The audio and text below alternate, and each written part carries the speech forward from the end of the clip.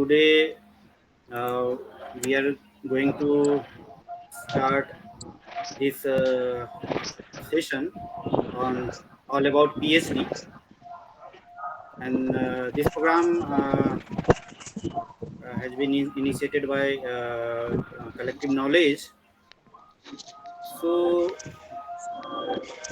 in detail, Roshan sir will tell you, but before that, I just wanted to introduce Mr. Roshan Kumar Sharma.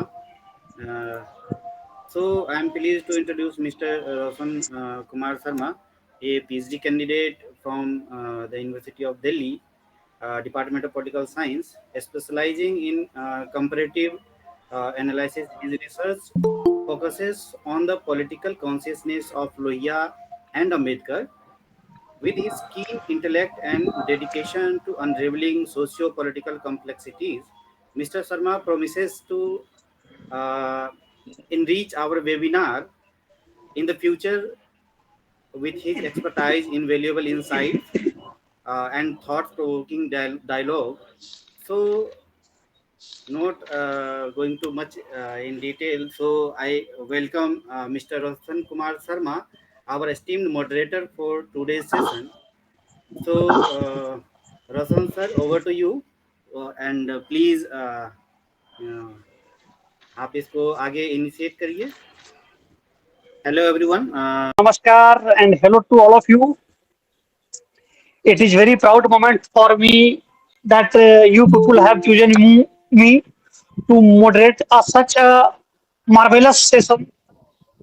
The main, first of all, I want to acknowledge the people who are not aware of the functioning of collective knowledge. This is an initiative started by collective knowledge initiative has been started by Dr. soon to be get doctored, Dr. Deepak sir, our friend philosopher guide. He is a very much astute political scientist, good human being, and he is a concerned human being. After all, as it is said that what is the main purpose of education? So it is said that Raj, to become Buddha from Rajkumar Gautam is called education. So Deepak sir has started this initiative to get aware the people about the functioning of the PhD and pre-PhD. That is what is methodology, what is the functioning of PhD programs, and so on. So this is a 6 year old, I think, say institution. Actually, collective knowledge system was established in year 2018, and the sole function of this institute or this platform is to develop a sustainable development kind of system in the political science. So, I think for the first of this series, we have started uh, to to clear the concept of the young scholars about the PhD. There are so many myths related to PhD. What is PhD? How to PhD? What is methodology? What is questionnaire? What is central question? So, to get all the confusions and all these things cleared, we have our among ourselves is Mr. Kundan Kausal. He is a senior research fellow pursuing PhD on millets. We are all aware that millet is a so-called new phenomena in our 21st generation, but it is a very older system of Indian arena. So, Mr. Kundan Kausal is a senior research fellow in Department of Political Science, pursuing his PhD on millets. Or it is very fortunate that last year International Millets Year has been observed by UNO. So Mr. Kundan Kausal will brief and he will acknowledge today about the role and functioning of methodology in PhD PhD, and he himself has done a course on methodology from JNU, Jawaharlal prestigious JNU, and today the first of the series in this series episode is going to be held, and this process will continue in the larger benefit of the society. So, without taking much of your precious time, I welcome our younger brother, a good scholar, good human being, Mr. Kundan Kausal, to come over the mic and get the and provide the insightful lecture to ourselves. Thank you so much. First of Please all, welcome Kundan of Kausal. course, collective knowledge for the initiative, and of course, for introducing me as well, Roshan sir. And today, I must say, collective knowledge is meeting Indic knowledge tradition. So it is a Right. good opportunity that we are having such an initiative. So that, and as you introduced, the collective knowledge is trying to build up the kind of momentum that nowadays aspirants require and they need to. So, namaskaram to all. Namaste everyone. Namaste all the viewers. And I welcome you all on this platform, which has been initiated by our own colleague, mentor, senior Deepak sir, and of course, well afforded and well supported by Roshan sir today. So, as said, today we are going to discuss more about what basically is PhD, how can it be pursued, what are the criteria, what is the eligibility condition which is required to get enrolled in PhD in any of the institutions. Particularly, we will be discussing about Delhi University. Now, I shall also urge and request to Deepak sir so that he might show us the slides and we might go through that sequence and that series, which will be helpful for all of us to follow. So, before the slides come up, I also want to draw your attention towards that why PhD? What is the intention and what is the motive behind pursuing a research? हमें research क्यों करना चाहिए, हम शोध क्यों करेंगे, कैसे करेंगे और इसमें क्या क्या रिक्वायर्ड है, इस पे आज का जो व्याख्यान है या आज की जो चर्चा है ज्यादा इसी के इर्द गिर्द हमारी आधारित रहेगी. In later videos to come or in later sessions to happen, we shall also be discussing about the methodology, intensive and instrumental methodology to be employed or applied during the pursuit of research. लेकिन आज basically we shall be covering how to conduct a research, what are the eligibility criteria to get enrolled in PhD, and of course how to draft a research proposal. Now, as Deepak sir comes up with this slide, we shall proceed further. So, we shall begin by eligibility of PhD. पहले ये PhD है क्या? As I believe in today's session, of course, there may be many of us who might be pursuing PhD, or of course, I can see in the audience there are some others. Our seniors, Ashish sir is there, Jaya ma'am is there, and when I say Jaya ma'am, credit goes to her for preparing the PhD in such a short notice, and thank you her for her support that she could prepare such a beautiful PPT slide so that it may be handy for all of us to observe. Now, PhD क्या है? India में इसको doctorate of philosophy कहते हैं, doctor of philosophy कहते हैं. कहीं बाहर में इसको डीलिट भी कहते हैं या इसको डीफिल भी कहते हैं. डॉक्टरेट ऑफ फिलोसॉफी पीएचडी को ही रिवर्स करके डीफिल भी कहते हैं. एक हाईएस्ट परसुएंस होता है जो पीएचडी के बाद होता है, उसको डीलिट भी कहते हैं, जिसको डॉक्टरेट ऑफ लिटरेचर भी कहते हैं, जिसका एलिजिबिलिटी कंडीशन ही पीएचडी होता है. That is DLitt is senior to PhD. Now PhD अचानक से इतना जरूरी या अचानक से लोगों के डोमेन में इतना इंपॉर्टेंट कैसे हुआ? Then we must be aware of the fact that MPhil has been scrapped away, it has been done away with. So अब MPhil जब आपके पास नहीं है या इसका ऑप्शन आपके पास नहीं है, तो आपके पास एक ऑप्शन बचता है रिसर्च परसूट का, दैट इज पीएचडी. अब PhD as an option, how to pursue it as a research career या रिसर्च स्टडी, इसके कई एलिजिबिलिटी कंडीशंस हैं, जिसमें Okay. So next slide please. So eligibility conditions of PhD as of now to begin with is first CUET PhD entrance. CUET PhD entrance का मतलब ये हुआ, last year NTA ने 4 universities के एंट्रेंस को conduct कराए। Delhi university, Jawaharlal Nehru university, Banaras Hindu university और चौथा था Bhimrao Ambedkar university Bibi AU.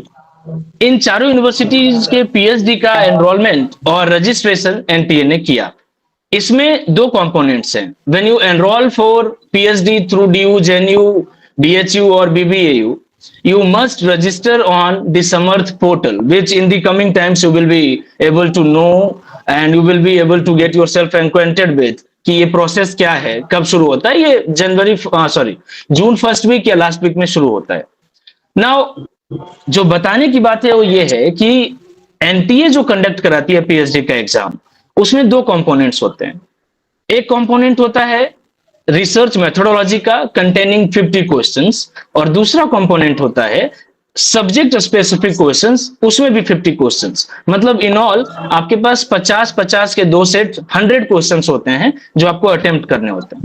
So now this is to give you a glimpse of कि how do you need to get yourself prepared in order to get enrolled in PhD in at least these 4 universities. Now दूसरा जो eligibility criteria है वो है UGC NET JRF के through. Of course you can not appear for the interviews directly even though you are obtaining और even though you are having UGC NET JRF. आपको register करना पड़ेगा पोर्टल पे, but you get an added advantage, you get an added edge over that.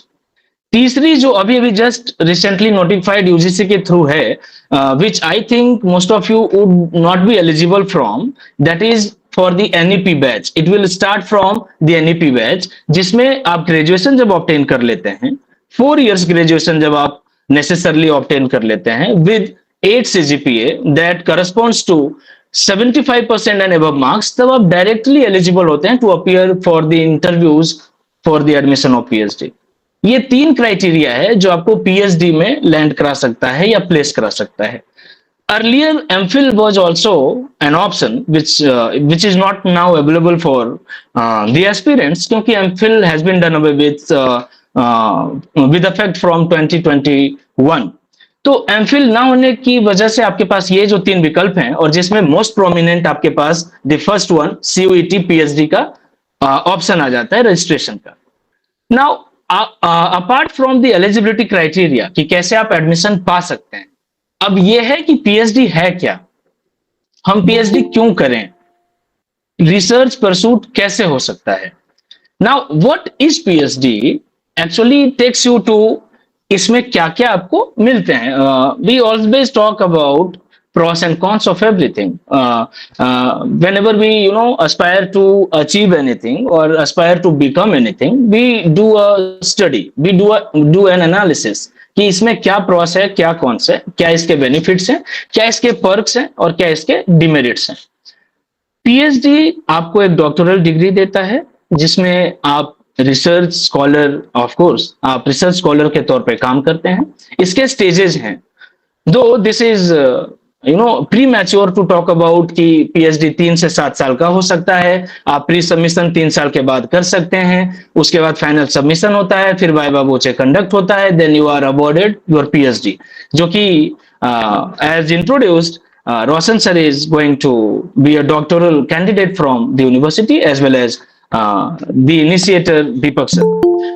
अब ये PhD के ये जो 4 स्टेजेस हैं, इसके अलावा अगर हम अब बात करें थोड़ा सा रिवाइंड करके कि यहां तक पहुंचने से पहले what should be actually think of, हमें पीएचडी क्यों करना चाहिए या रिसर्च एज एन आइडिया है क्या।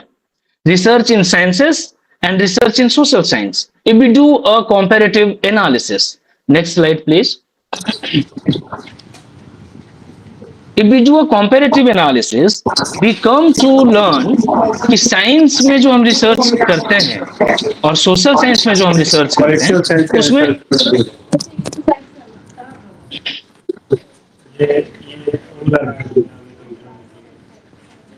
Right.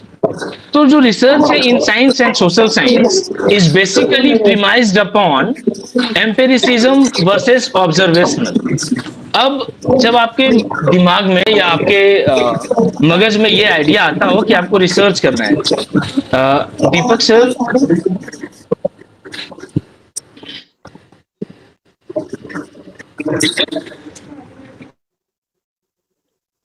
Thank you. So science और सोशल साइंस के रिसर्च में जो डिफरेंस है, which will also take you to the guidance of कि how do you opt for any topic, कैसे आप सोशल साइंस में वो टॉपिक डिसाइड करेंगे और क्या वो मानक होगा, what will be the parameters और what will be the components of your research topic या रिसर्च वर्क और रिसर्च एरिया। नाउ साइंसेस में जो होता है that is quite objective which is empirical. Empirical itself means based on the experiences, based on the data and facts.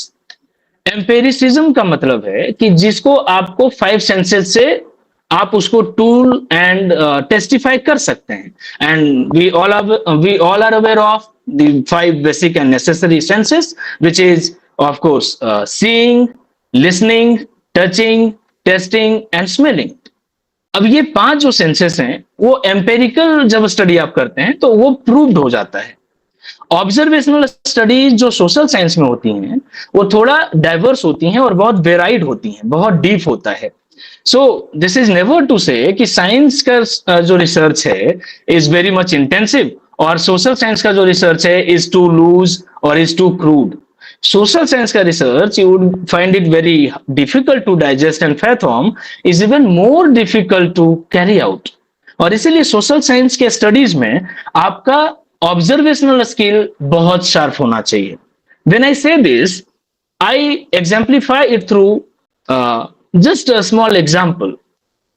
जैसे science का जो वेंटेज है या साइंस का जो लेंस है, इफ आई से ghost exists, this will be falsified. Science तो सीधा कहेगा कि this can not be measured, this can not B testified, that is why this does not exist. हालांकि जब सोशल साइंस में इसी चीज को, दो आई एम नॉट सेइंग और I am not advocating that ghosts exist, that is not to say, this is to say कि जब आप सोशल साइंस में इस चीज को पढ़ेंगे you can not directly refute away, because there might be some sample, some population who can come up with the opinion and idea supporting that yes, ghosts exist. And that is why इस चीज को आप बिल्कुल खारिज नहीं कर सकते social science में। अब होता यह है कि साइंस का जो पूरा लैंग्वेज है वो डिफरेंट है। साइंस हर चीज को मेजर करके समझता है। जैसे being a social scientist and all of you as a group, आप समझते हैं इफ एनीवन सेज बहुत गर्मी है, it is too hot and humid out here, social science के लैंग्वेज में ये बहुत होके चल जाएगा। When it is to be said through scientific lens, they will ask for measurement. क्या टेम्परेचर है, what is the intensity of hotness, कितना है रूम टेम्परेचर से कितना एबव है, is it 44 degree Celsius, is it something above that. इस scale से जब वो मेजर करते हैं तो साइंटिफिक स्टडी हो जाती है, जबकि सोशल साइंसेस को इस तरीके से मेजर करेगा कि जो यहाँ 44 डिग्री सेल्सियस हॉट है वो कहीं के लिए टू हॉट है। If I talk about the European Nations, अगर मैं बात करूंगा अफ्रीकन स्टेट्स की तो वहां के लिए नॉर्मल है। If I talk about the Saharan region और द डेजर्ट रीजन, वहां के लिए नॉर्मल है। But again this is what I was trying to say कि जब आप रिसर्च करने की सोचते हैं तब आपके पास एप्टीट्यूड दोनों होने चाहिए, क्योंकि at times in social sciences you will be employing and adopting some scientific measurements as well, which is a part of your quantitative and qualitative methodology. और इसी तरीके से अनफोल्ड होता है कि मेथोडोलॉजी जो सोशल साइंसेस में है वो बहुत ब्रॉड है। क्वालिटेटिव अलग है, क्वांटिटेटिव अलग है। क्वांटिटेटिव में आपको कुछ मेजरमेंट के डेटा चाहिए होंगे, उसमें आपको टेस्टिफाई करना होगा, उसमें आपको वैलिड करना होगा, और उसका एक all sort of when we shall discuss more about methodology in subsequent lectures or discussions, तब हम उस पर बात करेंगे। Now हम बात कर रहे थे कि रिसर्च जरूरी क्यों है और रिसर्च है क्या, आप रिसर्च तक पहुंचेंगे कैसे। Just after your graduation or just after your masters, when you shall be applying for PhD, आपके पास ये एक बहुत बड़ा अपॉर्चुनिटी भी होगा और बहुत बड़ा चैलेंज भी होगा कि आप किस तरीके से उस टॉपिक तक पहुंचे, उस सब्जेक्ट तक पहुंचे, उस थीम तक पहुंचे जिसको आप पीएचडी के टॉपिक के तौर पे स्टडी कर सकेंगे. So now we come up to the discussion of how to draft a research proposal. Next slide, sir.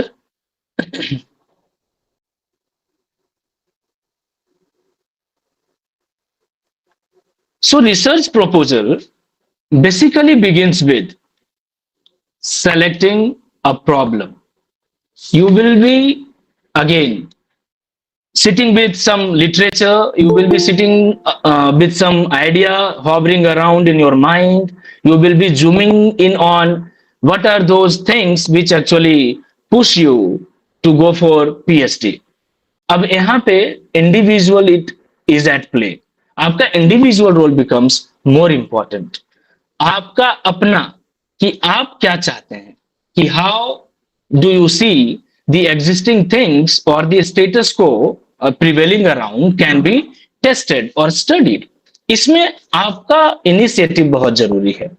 So when I say about drafting a research proposal, it is about selecting the problem first. Now, the second part of your selection of the problem is the elements and entities of your study. When I say elements and study, इसमें basically कई components आते हैं. उसमें आप किसको पढ़ने जा रहे हैं, क्या किसी इंडिविजुअल को पढ़ने जा रहे हैं. लेट्स से अगर मैं शुरू से ही फॉर इलस्ट्रेशन एक एग्जांपल कैरी करके चलूं कि अगर आप पढ़ना चाहते हैं the mostly talk about criminalisation in Indian politics, आप इसको पढ़ना चाहते हैं. Though this does not mean कि इस पे काम नहीं हुआ है. I am just suggesting you an example जिससे आपको यह समझ में आ जाएगा कि प्रॉब्लम कैसे आप चूज या सेलेक्ट करते हैं और उसके एलिमेंट्स आप कैसे सेलेक्ट करते हैं. अब जब सिलेक्शन किया है आपने कि क्रिमिनलाइजेशन आप पढ़ेंगे, तो आपको ये क्लियर होना चाहिए कि what sort of crimes are you going to include in your study. क्या क्राइम, कितना क्राइम, क्राइम का इंटेंसिटी क्या है, आप उसको किस तरीके से लेबल करते हैं और उसमें किन किन लोगों को आप डालना चाहते हैं. इसमें कॉन्स्टिट्यूशनल प्रोविजंस क्या कहता है, किसको कॉन्स्टिट्यूशन ने इम्यून कर दिया है क्रिमिनलाइजेशन से, किन किन कॉन्स्टिट्यूशनल पोस्ट को कॉन्स्टिट्यूशन ने बिल्कुल एक्सेप्शनल बताया है. इन सारी चीजों को आप पहले एनालाइज करेंगे. नाउ जब आप उसको पढ़ेंगे तो उसके elements which I was talking about, कि एलिमेंट्स और एंटिटीज ऑफ द स्टडी. अब वो एलिमेंट क्या होगा, क्या कोई इंडिविजुअल होगा, मतलब किसी नेता के ऊपर आप उसको पढ़ने की कोशिश कर रहे हैं, क्या कोई स्टेट होगा, क्या किसी प्रांत या किसी राज्य के बारे में आप पढ़ना चाहते हैं कि किसी राज्य में मोस्ट ऑफ द लीडर्स और politicians are involved in corruption और इन क्राइम, इसको पढ़ना चाहते हैं. क्या किसी ग्रुप को पढ़ेंगे, मतलब क्या पर्टिकुलर किसी पार्टी को पढ़ेंगे. ग्रुप हियर मीन्स क्या किसी पॉलिटिकल पार्टी को आप पढ़ेंगे. इस तरीके की चीजें, व्हाट आर द एलिमेंट्स और entities involved in your problem, ये होता है आपका दूसरा पार्ट. आपने सिलेक्शन कर लिया अपने प्रॉब्लम का, उसके एलिमेंट्स और एंटिटीज को आपने डिफाइन कर लिया कि मैं किसी पॉलिटिकल पार्टी को पढ़ने जा रहा हूं. तो लेट्स से अगर आपने किसी पॉलिटिकल पार्टी को लिया तो in Indian context, not to disregard any political party, but if you take any political party like TDP, Telugu Desam Party. अब आप इस तेलुगु देशम पार्टी को, of course when you select a topic, when you select a group, when you select an entity, और basically when you select an element, आप उस element को देखिए कहां लोकेट कर सकते हैं. Can TDP universalized? No, it can not, क्योंकि टीडीपी बेसिकली सदर्न इंडिया का तेलंगाना और आंध्र प्रदेश के रीजन में आप स्टडी कर पाएंगे. So now it becomes a fixed entity. आप उससे दूर नहीं जा पाएंगे, क्योंकि अगर जहां जहां इसका एग्जिस्टेंस है वहां अगर आप स्टडी कर पाएंगे, वेल एंड गुड. अगर इसका एग्जिस्टेंस ही नहीं है तो आपका वो पूरा जोन लिमिटेड हो गया. So we particular and we wise while choosing the topic और द प्रॉब्लम, क्योंकि प्रॉब्लम से ही आपके एलिमेंट्स डिफाइन होते हैं. Now this will give you a deep idea about कि आप इस चीज को कैसे इनिशिएट करेंगे। तो आपके पास बहुत सारे इश्यूज इन डेली न्यूज़पेपर आप पढ़ते हैं, आप कई by now you are a graduate, by now you must have obtained your masters degree, या you might be obtaining in a month और कपल ऑफ मंथ्स। तो इस चीज को आप तब तक जूम इन करके समझ सकते हैं, and this can be a varied universe. आप जनरल स्टडीज कर सकते हैं, आप कास्ट स्टडीज कर सकते हैं, आप लैंग्वेज स्टडीज कर सकते हैं जिसको लिंग्विस्टिक स्टडीज कहते हैं, आप क्लास स्टडीज कर सकते हैं, अर्बन रूरल इन सबों के डिस्क्रिमिनेशन को पढ़ सकते हैं। So there are plethora of opportunities, there are numerous subjects and themes which can be studied upon, लेकिन we very particular in selecting your topic or actually selecting the problem that you want to work upon. Now the third part is aspects of the above, मतलब elements और entities में आप किस चीज को पढ़ना चाहेंगे। जैसे एलिमेंट्स में मैंने डिफाइन किया, वो इंडिविजुअल भी हो सकता है, वो ग्रुप भी हो सकता है, वो कोई पॉलिटिकल पार्टी भी हो सकती है, वो कोई एसोसिएशन भी हो सकता है, वो कोई पीएसयू भी हो सकता है, वो कोई यूनिट भी हो सकता है, वो कोई फैमिली भी हो सकती है, वो कोई समाज भी हो सकता है, वो कोई विलेज भी हो सकता है, वो कोई स्टेट भी हो सकता है। तो इतने सारे वेरिएबल्स तो मैं अभी आपको बता दे रहा हूं। अब उसके एस्पेक्ट्स को क्या आपको पढ़ेंगे, मतलब इंडिविजुअल, सोसाइटी, विलेज, यूनिट, इन सबों के एस्पेक्ट्स, मतलब इसका क्या पढ़ना चाहते हैं आप। जैसे मैंने क्रिमिनलाइजेशन बताया, उसी एस्पेक्ट को जब आप आगे फर्दर एलोंगेट करेंगे तो आप पाएंगे कि इसका क्या क्लास स्ट्रक्चर पढ़ना चाहते हैं, कास्ट स्ट्रक्चर पढ़ना चाहते हैं, सेक्स पढ़ना चाहते हैं, रिलीजन पढ़ना चाहते हैं, जेंडर पढ़ना चाहते हैं, या क्या पढ़ना चाहते हैं। मतलब अगर मैं इसको डॉट से कनेक्ट करूं तो अगर आपने किसी इंडिविजुअल को सेलेक्ट किया तो क्या आप उस इंडिविजुअल के कास्ट को पढ़ना चाहेंगे, which comes under the aspects of the elements, which comes under the point number 3 of second. So क्या आप किसी अगर एसोसिएशन को चूज करते हैं तो क्या आप उसके क्लास को पढ़ना चाहेंगे, क्या आप किसी विलेज को चूज करते हैं तो क्या आप उसके लैंग्वेज को पढ़ना चाहेंगे या डायलेक्ट को पढ़ना चाहेंगे, क्या आप किसी एसोसिएशन को चूज करते हैं तो क्या आप उसके एज आई सेड क्या आप उसके जेंडर डिस्क्रिमिनेशन को पढ़ना चाहेंगे, मतलब किसी कॉर्पोरेट एंटिटी में या कॉर्पोरेट स्पेस में क्या डिस्क्रिमिनेशन हो रहा है मेल या फीमेल के साथ, क्या आप इसको पढ़ना चाहेंगे। So basically it begins with the selection of the problem, then it goes up to elements और the entities of the study, and then what are the aspects of those entities which the researcher is trying to outline or highlight. Now comes the fourth point, which is the kind of relationship among those aspects. This is important. अब यही aspect का जो relationship है, this in the long run becomes your hypothesis. So now see how it travels from selecting the problem to selecting the elements or entities for your study, and then defining the aspects of the study, and then reaching up to the kind of relationship among those aspects. जब आप ये define करते हैं, by that time you are eligible enough, आप ये बता सकेंगे कि आपकी स्टडी जा किस डायरेक्शन में रही है। And that is why point number 4 alternatively can also be called the stage of hypothesizing, which is the making of hypothesis. और ये hypothesis क्या है? This is also called or referred to a tentative answer to your question. Now see, hypothesis में ही आपका थोड़ा सा reflection आ जाता है कि the researcher is trying to outline or trying to highlight this specific issue or concern regarding this study. So if I say, as I was talking about the discrimination in the corporate space, so मैंने सारी चीजें define कर ली, मेरे elements define हो गए, मेरा relationship define हो गया। अब मैं जब हाइपोथेसाइज करूंगा तो मैं कहूंगा कि it has been observed that at most of the places in corporate sector, females are or rather on the reverse, males are outnumbering the females. ये एक फैक्चुअल डेटा है कि मेल्स ज्यादा हैं और फीमेल्स कम हैं। अब ये हाइपोथेसिस जब आप इसको बिल्डअप करते हैं तो हो सकता है जब आप स्टडी करें और आपको जब ये पता चले कि आपने कुछ डेटा या कुछ रिव्यू को पढ़ के जब आपने उस समय हाइपोथेसाइज किया था और जब आपने पूरा रिसर्च कैरी किया तो मे बी कि आपको आपका पूरा हाइपोथेसिस का एक नया रिजल्ट आए, आपका आर्गुमेंट या आपका पूरा टेस्टिमनी चेंज हो जाए. So hypothesis is just a tentative answer, it is just a tentative response to your the larger central questions. So यहाँ पे जो दिखाया गया स्लाइड में वो ये बताया गया जो हम बहुत शुरू में डिस्कस कर रहे थे, how your social inquiry becomes a social scientific inquiry. That is to say scientific भी होगा और सोशल भी होगा. So it will have a mix blend of both the methodology. Scientific aptitude भी उतना ही जरूरी है और सोशल इंक्वायरी आप बीइंग अ सोशल साइंटिस्ट कर रहे हैं तो ऑब्वियसली जरूरी है. So this becomes in the long run or ultimately a social scientific inquiry. और इसीलिए आजकल के जो सोशल साइंस में रिसर्च और जो आउटकम्स आ रहे हैं, दिस इज वेरी इंटेंसिव. और ये जो आजकल का स्टडी आ रहा है वो काफी रोबस्ट आ रहा है क्योंकि अब you are employing all sorts of methodology, all sorts of techniques to make it foolproof. Now we have reached up to hypothesis making.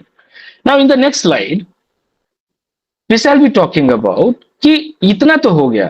We have come up to कि हम कैसे शुरुआत करें प्रॉब्लम का, हम कैसे शुरुआत करें, एलिमेंट्स कैसे चूज करें, एलिमेंट्स चूज करने के बाद हम उनको रिलेशनशिप में कैसे स्टेब्लिश करें, रिलेशनशिप स्टेब्लिश होते होते आप हाइपोथेसिस तक पहुंच गए. Now comes the bigger question, कैसे सेलेक्ट करेंगे टॉपिक को. इतना तो आपको एक this was to give you an ample idea about कि आप रिसर्च में कैसे आएंगे, रिसर्च एक्चुअली होगा क्या. क्योंकि हर टॉपिक पे, हर इशू पे, हर सब्जेक्ट पे, हर थीम पे कुछ ना कुछ इंफॉर्मेशन ऑलरेडी एग्जिस्टिंग है, कुछ ना कुछ डेटा, कुछ ना कुछ लिटरेचर ऑलरेडी एग्जिस्टिंग है. सो नाउ कम्स कि आप सेलेक्ट कैसे करेंगे टॉपिक को. Now, in selecting the topic, the first point is structure and state of the scientific discipline. अब अगर मैं पॉलिटिकल साइंस में हूं और मैं चाहूंगा कि न्यूट्रॉन्स का साइज मैं रीडिफाइन करना चाहता हूं, मैं कहूंगा कि नहीं, एयर कैन बी सीन, मैं इसको टेस्ट करना चाहता हूं. मैं कहूंगा कि atoms are not the smallest unit of any object, हम इसको रिसर्च करना चाहेंगे क्योंकि ये भी तो रिसर्च है. नहीं, this can not be done. This is of course impossible to do in a social sciences क्योंकि वो नेचुरल साइंसेस का पार्ट है. And that is why when I say scientific discipline, then you must be aware of कि आप जो topic choose कर रहे हैं वो आपके डोमेन में लाई करता हो. Now take for an instance my topic for PhD, as Roshan sir introduced, I am working on millets. And this will give you a more proximity or closer towards कि कैसे समझें कि कैसे टॉपिक को आप डिफेंड करते हैं. I am working on millets and this was of course an obvious question from the panel कि why millets should be studied under political science. So though my topic is not just restricted to millets, the complete topic is millets, an alternative to malnutrition and hidden hunger. So जब आप ये बताते हैं तो panel को आप ये convince करने की कोशिश करते हैं कि you are going to look into the policy loopholes. You are going to actually evaluate the policies made on the millet or millet farming. आप ये चीज डिफेंड करते हैं. So it is also more about defending your proposal, your topic. And that is why if you are not selecting any topic which is entirely different from your discipline, then it is defendable. मतलब under humanities and particularly अगर मैं humanities की बात करता हूं, sociology, economics, political science and history, तो आप ऐसे टॉपिक लेंगे जो इन सारे डायमेंशंस में अगर इंटरडिसिप्लिनरी भी है तो वो चल जाएगा. मतलब वी कैन नॉट क्लेम कि सोशल साइंस का टॉपिक बहुत किसी डायकोटोमी में एग्जिस्ट करता है. नहीं, पॉलिटिकल साइंस का topic of course it will touch some part of history, it will necessarily touch most of the parts of sociology, क्योंकि आपने अब तक पढ़ा होगा, ग्रेजुएशन से लेकर मास्टर्स तक आपने देखा, पॉलिटिकल साइंटिस्ट से ज्यादा हम सोशियोलॉजिस्ट को पढ़ते हैं. When we talk about, bureaucracy, when we talk about caste, when we talk about class, when we talk about society in general, हम सोशियोलॉजी से ही इन चीजों को बोरो कर रहे हैं. तो ये इंटरलिंक्ड होगा, ये क्रॉस कटिंग नहीं हो सकता है, ये इंटरडिपेंडेंट होता है.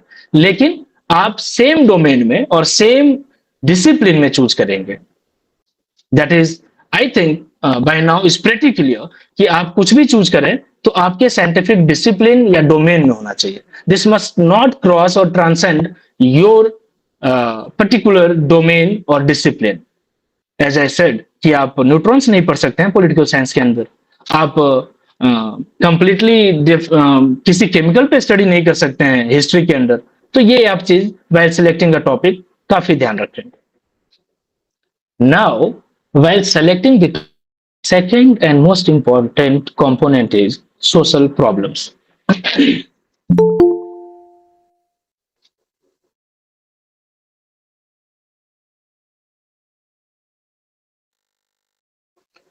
Social problems.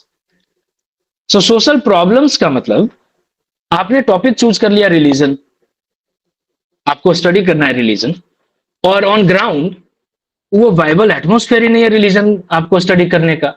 If I say, if you go to Jammu and Kashmir, बहुत इजीली समझ आ जाएगा, और आप बात करना चाहेंगे कि how the recent government has done more welfare, more welfare to the people of Jammu and Kashmir. अब आपने तो सैंपल बनाया एक ऐसा जहां के लोग इससे इत्तेफाक नहीं रखते, या जहां की पॉपुलेशन इससे ज्यादा अग्री नहीं करती. Then you will be in problem. Your topic, your research will land into a deep problem. ऐसे सोशल प्रॉब्लम्स आपको पहले से आइडेंटिफाई करना पड़ेगा. You can not find the study of ethnicity quite easy and supportive in Tamil Nadu and Kerala. नहीं कर पाएंगे आप. तो सोशल प्रॉब्लम्स को भी आप समझें कि आप जो टॉपिक चूज कर रहे हैं वो कितना डुएबल है, कितना फिजिबल है, और एक्चुअली ऑन द ग्राउंड्स इसकी क्या रियलिटी है. आप अचानक से ऐसा कुछ लेके ना पहुंच जाएं जो आपको वहां पहुंचने पे पता चले कि no one is responding to your questions, no one is taking even interest in your questionnaire. ये आपको फिर दिक्कत करता है. तो आप उन चीजों को, और ये इसी टाइम पे आपको अपने वेरिएबल्स या आपको अपने एलिमेंट्स फिक्स करने होते हैं कि आप ऐसी चीजों को पढ़ें. Now if you want to study what sort of modernity has women achieved और अटेन्ड इन रूरल इंडिया, आप वहां जाएंगे तो आपके जो पूरे पैरामीटर्स हैं वो बहुत मॉडर्न आपको प्रतीत होंगे. वो आपको लगेगा कि यहाँ के सैंपल से तो बिल्कुल अलग है. तो आपके मोस्ट ऑफ द क्वेश्चंस को रिस्पॉन्ड जीरो में करेंगे या नल में करेंगे, वो बिल्कुल नो में करेंगे. तो आपके लिए वो पूरा का पूरा टॉपिक या आपका पूरा का पूरा वो जो स्पेस है आपके लिए अनसपोर्टिव हो जाएगा. सो सोशल प्रॉब्लम्स की रियलिटी चेक आप कर लेंगे जब आप टॉपिक चूज करेंगे. सो नंबर 1, आप साइंटिफिक डिसिप्लिन में रह के अपने टॉपिक को चूज करेंगे. Number 2, it must not go against the things existing on the grounds or what the social problems are out there. Number 3, personal values of the researcher. आगे जब आप पीएचडी में एनरोल होंगे तो आपको एथिक्स बताया जाएगा.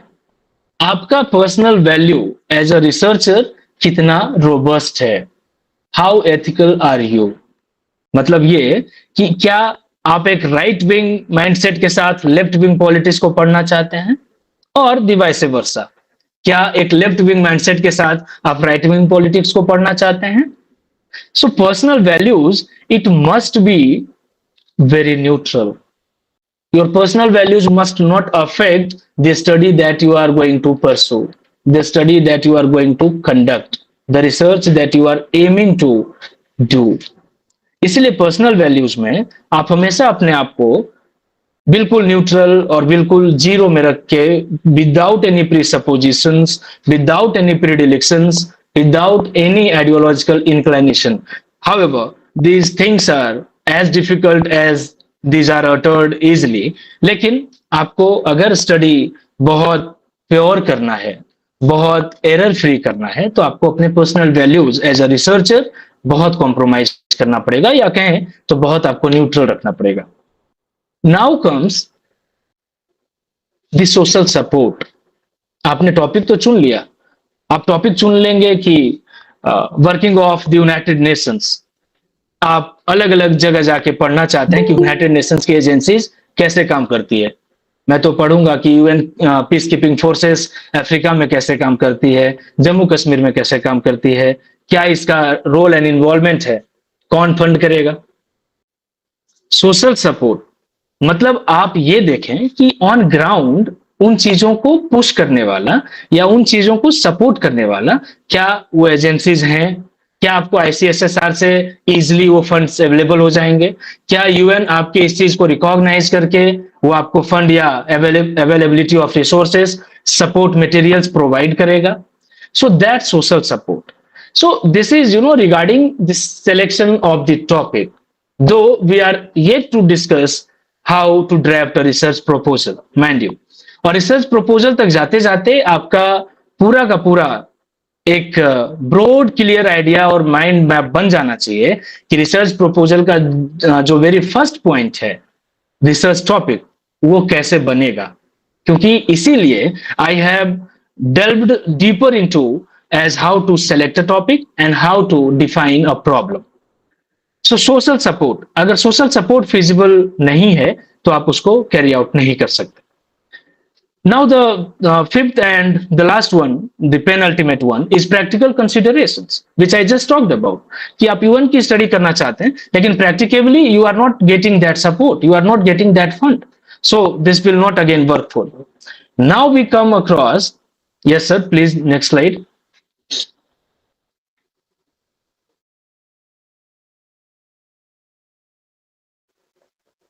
Now we come to the most important that I know most of you must have been waiting for: how to draft a research proposal.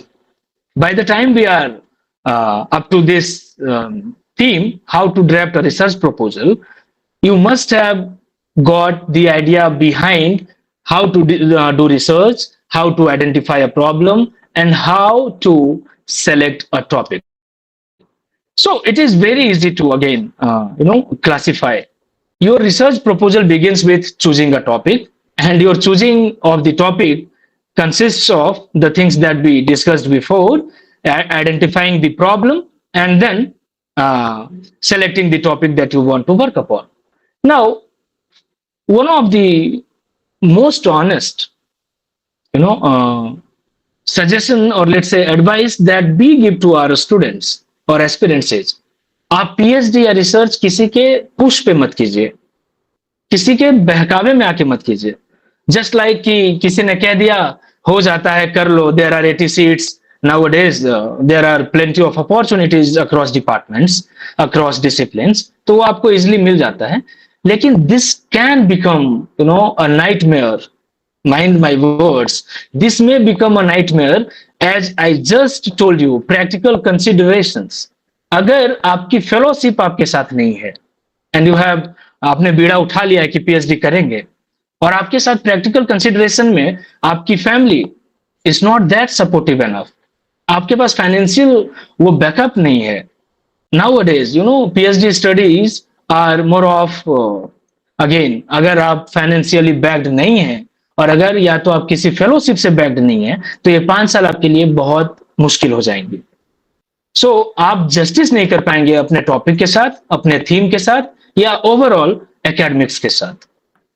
So before even choosing the topic, you must B, wise enough and matured enough in even deciding to go for the research or PhD or not. But I encourage all of you to pursue research. और जब आप research कर सकते हैं तो आप fellowship भी obtain कर लेंगे, दैट आई बिलीव. लेकिन इसके लिए काम ऑन एंड ओनली आपको करना होगा. Now the second part of the research proposal is the central question. When you decide a topic, let's say if I decide, as I say, criminalization in Indian politics, the topic has been decided. I shall now pose some central questions. What are those queries that I want to testify, that I want to study during my research pursuit? तो पहला central question for example हम कह सकते हैं कि why are the corrupt or criminal politicians or leaders allowed in the apex chamber of the country, that is parliament? Central question. एक सवाल ये हुआ, लेकिन आपके पास कई और सवाल हो सकते हैं which come as the sub central questions or related questions. इसमें आप ये भी पूछ सकते हैं, are only male politicians criminal or are female politicians also are also a part of that practice? ये सब सेंट्रल क्वेश्चन हुआ। आप इसको स्टडी करेंगे, आप इसका रिसर्च करेंगे, आप इसके डेटा एंड एनालिसिस सब कुछ इसका जुगाड़ करेंगे। इसी तरीके से अगर कुछ और सवाल आपके केंद्रीय सवाल के अलावा कुछ है, मुख्य सवाल के अलावा कुछ है, तो उसको आप उप केंद्रीय सवाल कहते हैं या फिर सब सेंट्रल क्वेश्चंस कहते हैं या संबंधित सवाल कहते हैं, रिलेटेड क्वेश्चन कहते हैं। नाउ आप इन सारी चीजों तक पहुंचेंगे कैसे? क्रिमिनलाइजेशन इन इंडियन पॉलिटिक्स आप गूगल पे सर्च करके नहीं कर सकते। आपको पढ़ना पड़ेगा कि ऑलरेडी एग्जिस्टिंग अगर इस पे कुछ लिटरेचर है, ऑलरेडी एग्जिस्टिंग अगर कुछ इस पे रिसोर्सेस हैं, ऑलरेडी एग्जिस्टिंग एडिटोरियल्स है, आर्टिकल्स है, तो आपको वो खंगालना पड़ेगा। You will have to go behind those resources. आपको पढ़ना पड़ेगा and then you will come across the most important thing which is called the research gap, कि मैंने इतना तो पढ़ लिया जी, लेकिन इसमें एक गैप रह गया। एक चीज है जो मेरे सवाल का कहीं एड्रेस नहीं मिल रहा है, वो ये चीज है कि कितने अमीर लोग क्रिमिनल्स हैं, कितने गरीब लोग क्रिमिनल्स हैं। ये एक आइडिया आया आपको और आपने उसको अपना सेंट्रल क्वेश्चन बना लिया। So to even reach up to this conclusion, you need to go through some literature.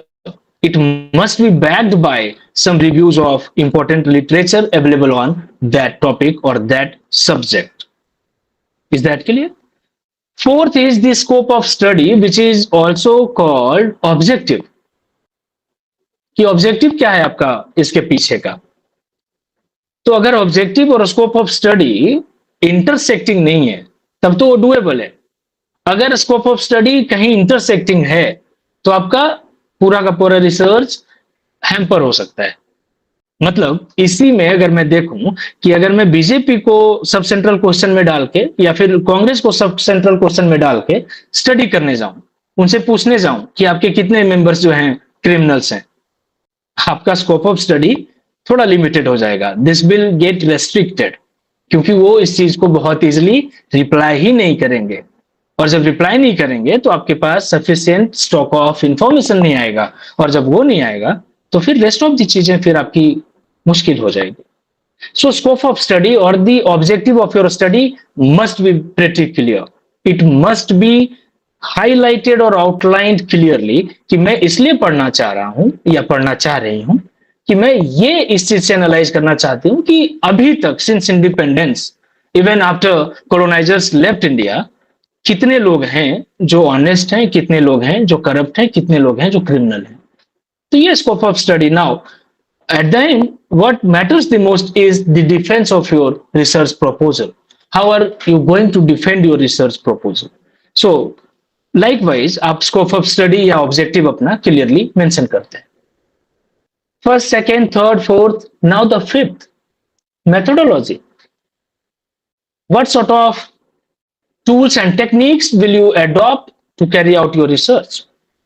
Methodology ऐसी भी नहीं होना चाहिए जिसमें आप करने गए और you are unable to carry out your research. So methodology should be, clearly outlined कि आप primary source, secondary source, methods में आप क्या करने जा रहे हैं, आर्काइवल स्टडी करने जा रहे हैं, आपका प्राइमरी सोर्स कहां से आएगा, सेकेंडरी सोर्स में आपने क्या देखा है, मेथड्स में आप क्या सर्वेज करेंगे, क्वेश्चन आप प्रिपेयर करेंगे, ये सारी चीजें आप क्या आप इंटरव्यूज करेंगे, क्या आप डिबेट का कुछ एनालिसिस करेंगे, क्या आप ऑलरेडी एग्जिस्टिंग इंटरव्यूज को आप उसका कुछ जिस्ट और समराइज या समरी प्रिपेयर करेंगे। सो मेथड आप क्लियरली वहां पे बताएंगे कि इस तरीके की स्टडी होगी, इस तरीके का फील्ड विजिट होगा, इस तरीके का फोकस्ड स्टडी ग्रुप होगा, इस तरीके का हमारा यूनिट होगा, इस तरीके से हम एज अ टीम काम करेंगे। Whatsoever that must be clearly spelled out in methodology. And of the methodology, nowadays sources have been, dissected out. पहले सोर्सेस और मेथोडोलॉजी को साथ ही पढ़ा जाता था, अभी भी पढ़ा जाता है, but to understand it in a separate manner, sources आपको समझाने के लिए पॉइंट 6 पे कि आपके सोर्सेस क्या होने जा रहे हैं, प्राइमरी सोर्स आप कहां से कलेक्ट करेंगे, सेकेंडरी सोर्सेस के लिए आप कौन कौन से लिटरेचर को आप कंसल्ट करने जा रहे हैं, सो आप सोर्सेस में बताएंगे। प्राइमरी में जो भी आपके पास इंटरव्यूज होगा, या फिर प्राइमरी में डे टू डे न्यूज़पेपर को भी कंसिडर किया जाता है, प्राइमरी में आप सीधे तौर पे बात जाके कर सकते हैं, सर्वे कर सकते हैं, इंटरोगेशंस हैं, ये सारी चीजें, फील्ड स्टडीज हैं, ये प्राइमरी में है। सेकेंडरी में ऑफ कोर्स जो आपका थर्ड पॉइंट का भी मेजर पार्ट बनने वाला है या मेजर चंक बनेगा, वो है review of literature, secondary source.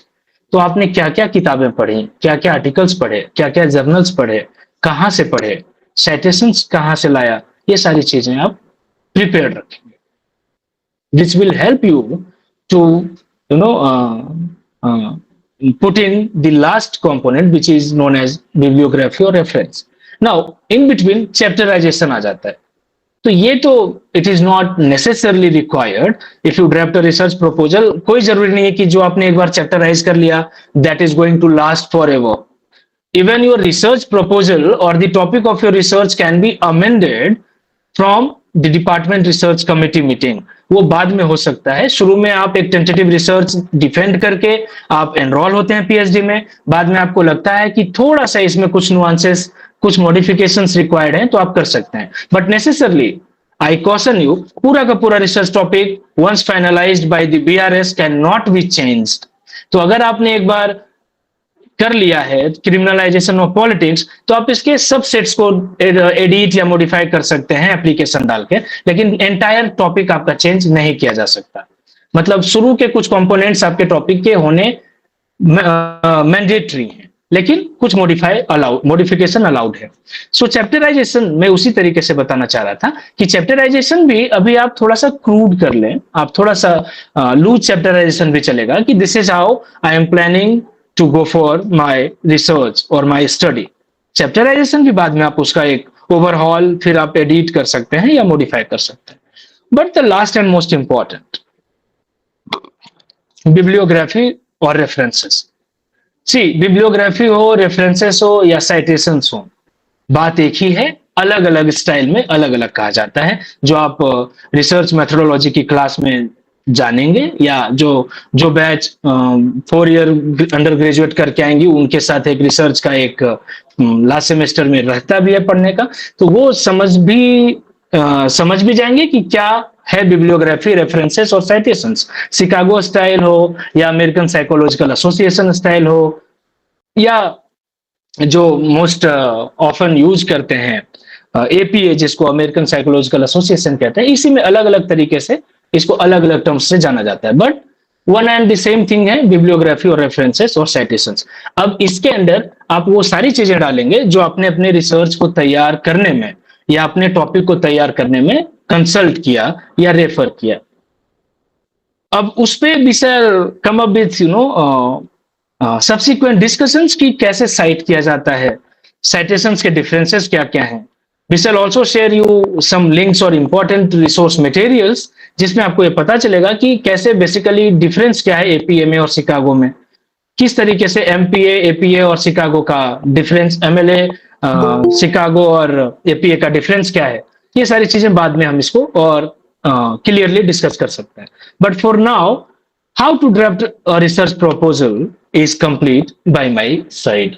I hope कि एक आपको आउटलाइन मिल जाता है, एक आपको ब्लूप्रिंट मिल गया कि किस तरीके से आपको सवाल तक पहुंचना है, कैसे उसके एलिमेंट्स आपको आइडेंटिफाई करने हैं, कैसे आपको रिसर्च प्रपोजल ड्राफ्ट करना है, और इस रिसर्च प्रपोजल में क्या क्या रिक्वायर्ड एंड इंपॉर्टेंट एलिमेंट्स है। Now we all are open for your queries. Thank you so much.